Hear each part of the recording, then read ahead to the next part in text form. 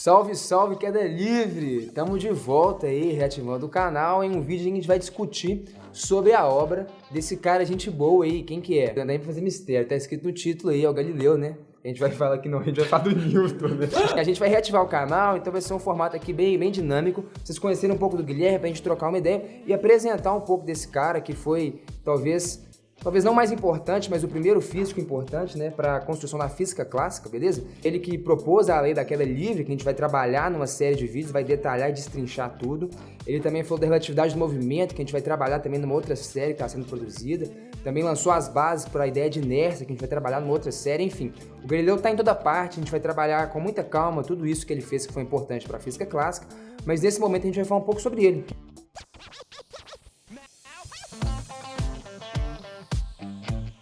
Pois é, pessoal, o Galileu, ele tem não só um trabalho científico interessante, como a vida dele também é muito interessante. Ele nasceu no mesmo ano do Shakespeare, nasceu 3 dias antes da morte do Michelangelo. Eu acho que se der uma olhada, assim, depois a gente podia fazer uma investigação, quem nasceu no mesmo ano que a gente, 200 anos antes da gente, pra gente também fazer uma relação que não tem nada a ver. Mas é porque, na verdade, a coincidência do ano do nascimento dele com o Shakespeare tem a ver com o fato de que é um período do nascimento de grandes personalidades, um novo rumo que é dado ao estudo em várias áreas, arquitetura, é a Renascença. E o Galileu, aos 14 anos, a família dele, já percebendo que ele era um cara mais inteligente que a média, resolve colocá-lo para fazer estudos particulares para prepará-lo para fazer o curso de medicina. Porque o seu pai era músico, era uma família muito simples, e um dos interesses da família dele era colocar numa carreira que fosse mais promissora, que desse mais dinheiro, que é uma coisa que também se parece com o que acontece hoje em dia. Assim, né? Parece que as famílias querem escolher as carreiras dos jovens e a medicina continua sendo uma escolha importante.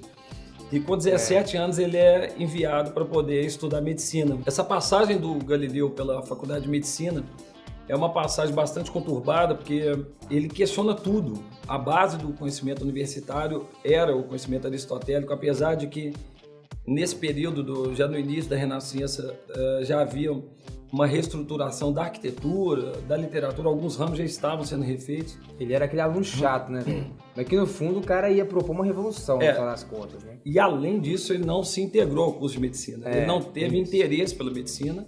Ele foi fazer a medicina muito por causa da demanda da família, mas fez o curso até um determinado ponto. Ele fez os 4 primeiros anos do curso e depois acaba retornando à sua casa.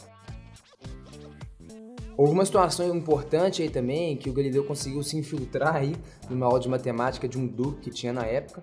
E, na verdade, esse duque era, inclusive, engenheiro militar, então ele tinha certo prestígio, ele tinha conseguido dinheiro. Então, assim, o Galileu vai para essa aula e já com uma visão assim, pô, esse cara deu certo na vida, né? Conseguiu o que eu queria. É a ideia de mesclar a ideia dele sair da medicina e entrar para o ramo da matemática, que é um ramo que ele desenvolveu um certo interesse na universidade, e conseguir ganhar o dinheiro, que é o que a família estava afim. Exatamente, né? O cara não queria que ele fizesse. Ele não era da nobreza, né? Ele tinha esse interesse, sim, em ganhar uma grana, né? E viver bem. E, assim, nessa aula, na verdade, ele meio que se apaixona pela matemática mesmo, né? Além de perceber que tinha um certo prestígio, ele podia ganhar uma grana com isso, né? Ele tem contato, né, daí para frente com as obras do Euclides, os elementos, que é o fundamento ali da geometria plana, e ele se vislumbra com aquele negócio dos teoremas, o jeito que é apresentado, as demonstrações. Os relatos dele é que ele tem uma paixão pela contradição, assim, pela diferença entre o nível do trabalho e o teor do trabalho do Euclides e do Aristóteles, porque enquanto o Aristóteles fica apegado a uma filosofia muito aberta, com as definições um pouco vagas, imprecisa, o Euclides tem aquela coisa da estrutura formal perfeita, da justificativa, e a justificativa de tudo o muito rigor, bem justificado. Né, Aqui, a paixão é pelo rigor matemático. É um tipo diferente, talvez, de fazer ciência mesmo, ele se interessa muito por aquilo. Daí ele tem contato também com as obras do Arquimedes, né? Que foi um cara muito importante aí na estática, na hidrostática. Então, o Galileu bebe dessas águas aí, né? E o Arquimedes, ele é aquele cara dos antigos, o único que faz um uso preciso de geometria, é o único que E ele faz os estudos do Arquimedes, são preservados até hoje, estudo de alavanca, estudo de Roldana, a parte que ele estudou de estática, de centro de gravidade, todos são estudos que continuam preservados até hoje, tamanha a qualidade. Assim. O Arquimedes traz uma tradição antiga do uso da geometria, que é uma coisa que o Aristóteles não faz. Né? Sim, não, é bastante geométrico, matemático a obra do Arquimedes, né? Muita coisa é utilizada até hoje, então tem um certo rigor. E o Galileu vai bebendo dessas águas, né? Vai se interessando muito por isso, já abandona então o curso de medicina, como o Guilherme falou aí, no 4º ano, e decide mais ou menos seguir essa carreira. Ele começa a se interessar por isso e se inspirar nesses caras, para achar dentro de si, né, esse ser aí criativo, né, tanto no campo teórico quanto no campo prático também. Depois desse contato inicial que o Galileu teve com a obra do Euclides e do Arquimedes, o próximo passo dele é dar um impulso no seu lado criativo. E ele faz uma primeira invenção que é útil no campo da medicina. Ele descobrindo a ideia da oscilação do pêndulo, de que o pêndulo mantém as suas oscilações com a frequência constante, ele tem a ideia de desenvolver um dispositivo que, através de um pêndulo, você possa medir o batimento cardíaco. Mas esse invento dele, quando é apresentado dentro da universidade, chama muita atenção, mas ele era um jovem estudante e o invento é, entre aspas, assim, roubado dele. Porque os professores universitários lá da época abraçam o invento, divulgam o invento, ele se espalha por toda a Europa, por toda a Itália. Ele começa a ser usado por toda a Itália, mas o Galileu não ganha nem dinheiro nem mérito com isso. Depois da divulgação dessa invenção, ele começa a se dedicar a aulas particulares de matemática, faz uma nova invenção, que é uma espécie de balança. Ele, fazendo estudo dos textos de Arquimedes, toma conhecimento do problema da coroa, do rei Herão, que é aquele problema da coroa que teria sido feita. O rei teria entregado uma quantidade de ouro para um ourives e o cara faz a coroa com uma mistura de ouro e prata. O negócio da densidade lá. Isso, e o Arquimedes utiliza a ideia de densidade para poder provar que a coroa não era feita só de ouro, que sim era uma mistura de ouro e prata. E o Galileu tem uma ideia de reelaborar esse método do Arquimedes e cria uma nova balança, uma balança mais precisa, que foi um instrumento também que teve muito impacto na Itália, foi amplamente difundido, porque além de bonito, ele era uma coisa, ele virou um enfeite também, e era extremamente precisa. Então, esse invento é um segundo marco na vida do Galileu, e um segundo ponto em que ele aparece como um inventor e ele começa a se dedicar a aulas de matemática mais esporádicas. Ele não tinha um lugar, uma academia, um lugar onde ele exercesse a profissão formalmente. Era um bico, né? Exatamente. Ele começa a fazer bico de aula de matemática. Mas assim, esse segundo experimento também não dá muito certo no sentido de dar prestígio e de dar dinheiro para ele, né? Ele percebe que na verdade essa carreira de inventor não tá dando os royalties que ele precisava. O prestígio talvez um pouco, né? Mas o primeiro ele não teve tanto reconhecimento, não ganhou grana com isso, né? E o desenvolvimento desse lado experimental dele também está associado com o fato de que na época ele teria feito uma série de experimentos com o pai dele. O pai dele era um músico que tinha uma série de teorias também contestadoras da época, era um contestador do contraponto, deu origem, o trabalho do pai dele dá origem a um movimento que vai se desdobrar na formação das primeiras óperas, nas composições das primeiras óperas. E o pai dele, na ocasião, estava fazendo um tipo de trabalho sobre consonância, sobre vibrações de cordas, com o intuito de comprovar uma teoria de que não seria apenas o tamanho da corda que determinaria a frequência com a qual a corda ressoa, e que teriam outras variáveis. E esse contato do Galileu, porque ele trabalhou com o pai dele como assistente nos experimentos, é que impulsiona e que abre um pouco a cabeça dele para o valor do lado experimental. Não, ele se provou ser um ótimo inventor e vai se provar ainda ser um ótimo inventor, mas nessa época eu acho que ele lembra um pouco lá do engenheiro militar, do Duque, que era professor de matemática, que tinha ganhado algum prestígio, que tinha ganhado os royalties, né?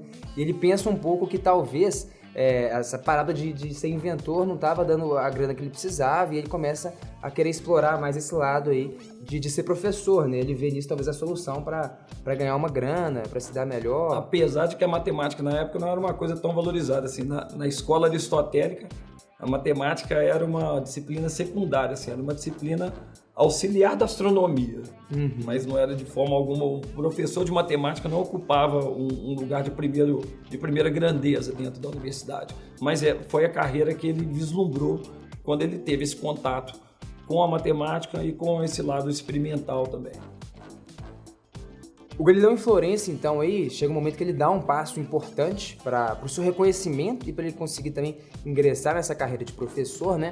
Que tem a ver com a parada do inferno, de Dante, né? A obra que está na Divina Comédia do Dante, que é o seguinte, o pessoal discutia muito, até mesmo na academia, a obra do Dante, né? E esse negócio do inferno, a galera queria achar esse inferno, onde que tá isso, quais são as dimensões, queria entender melhor, né? Era uma época que tinha muito espaço para esse lado medieval da coisa mesmo, uma época interessante, porque apesar de você ter um espaço na academia que era moderno, que era bastante científico, você tinha esse espaço ainda que tinha esse lado medieval da coisa, até mesmo o próprio Newton, que vem depois, ele dançava um pouco dos dois lados, né? Ele era um cara muito matemático, astrônomo, que desenvolve a mecânica, então um cara bastante científico, mas ao mesmo tempo mexia com alguma coisa da alquimia ali, né? Dançava um pouco esse lado medieval da coisa também. Esse período ele é marcado por essa mistura, assim, a Renascença é um momento que você tem uma criação, você tem uma criatividade moderna, vamos dizer assim, que você coloca novos paradigmas, você coloca novas maneiras de trabalhar, de ver o mundo, mas ao mesmo tempo alguns traços medievais são identificados assim com muita clareza.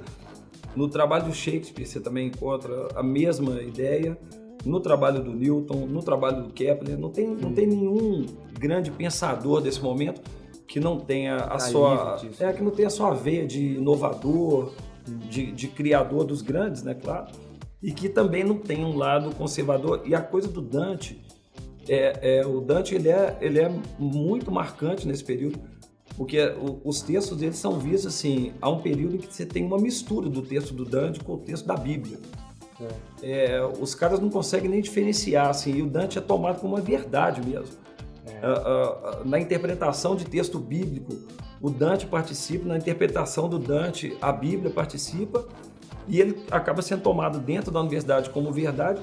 E um absurdo desse, o cara queria saber, através de cálculo matemático, a localização do inferno, o tamanho do inferno.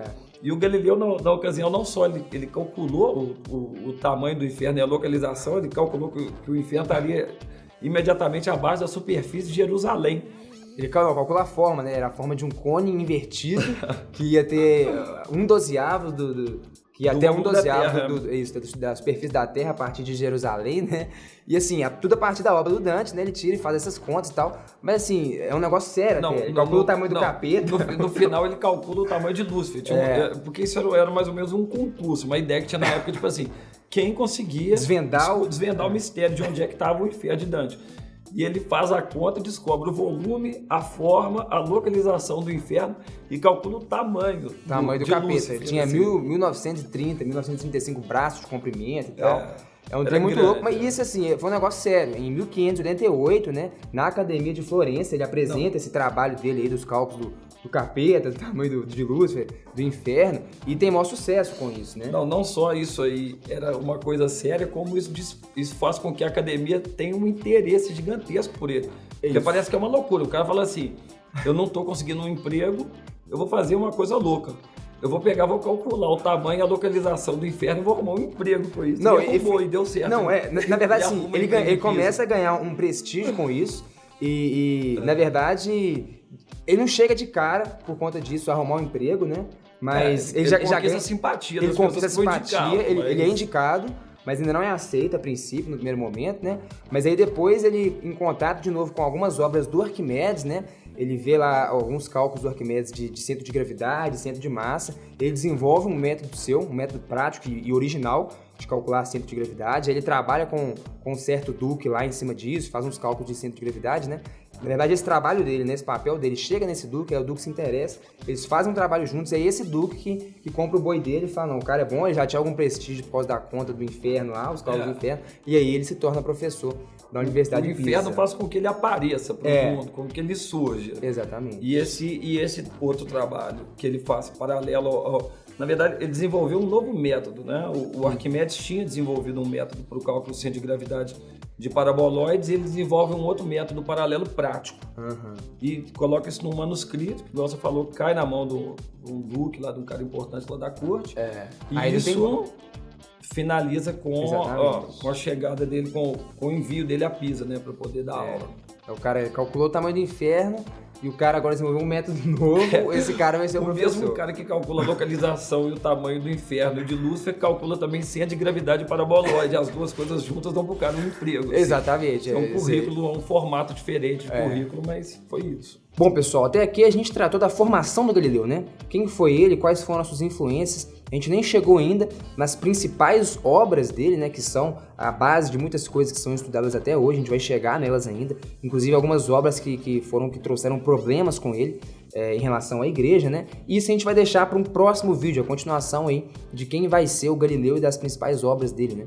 Então a gente para por aqui com essa apresentação do panorama, da atmosfera em que o Galileu se formou como cientista, para no próximo vídeo a gente apresentar o trabalho dele, a síntese do trabalho mais importante mesmo. Exatamente. Galera, então é isso aí. Muito obrigado pela atenção e até o próximo vídeo. Valeu. Valeu.